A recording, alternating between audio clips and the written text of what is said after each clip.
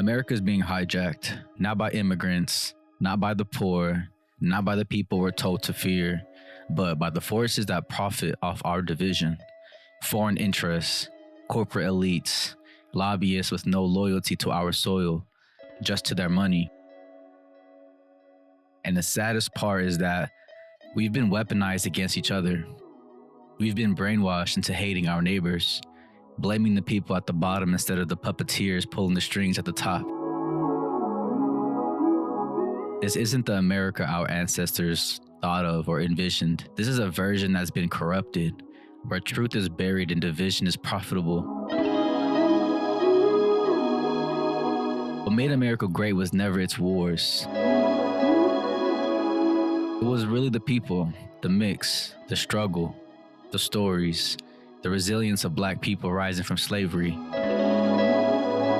the fire of Latinos fighting for a piece of the dream, the strength of immigrants who came here with nothing but grit and a belief in a better tomorrow,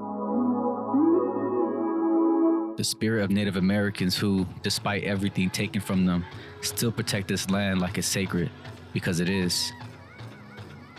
But instead of honoring that coexistence, we're taught to be suspicious of it. You know, like, we're taught that immigrants are the problem, that diversity is dangerous, that unity is weakness, that division is strength somehow.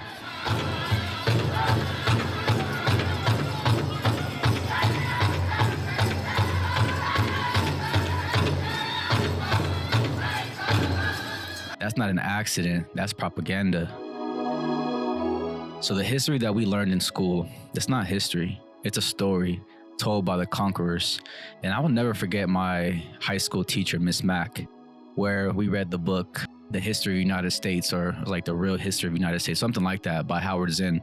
And the book basically retold history. It told us that these people who wrote our history turned genocide into discovery, made slave owners into patriots, called rebellion against oppression treason.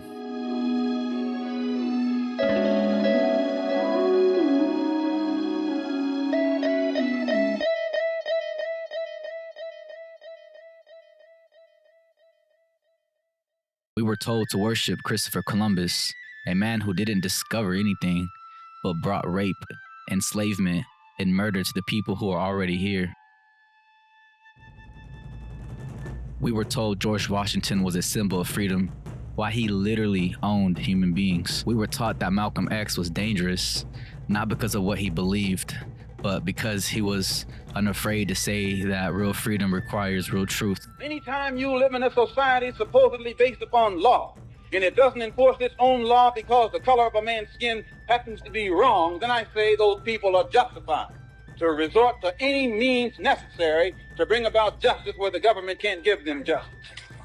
But when a black man strikes back, he's an extremist. He's supposed to sit passively and have no feelings, be nonviolent, and love his enemy. No matter what kind of attack, be it verbal or otherwise, he's supposed to take it. But if he stands up and in any way tries to defend himself, then he's an extremist.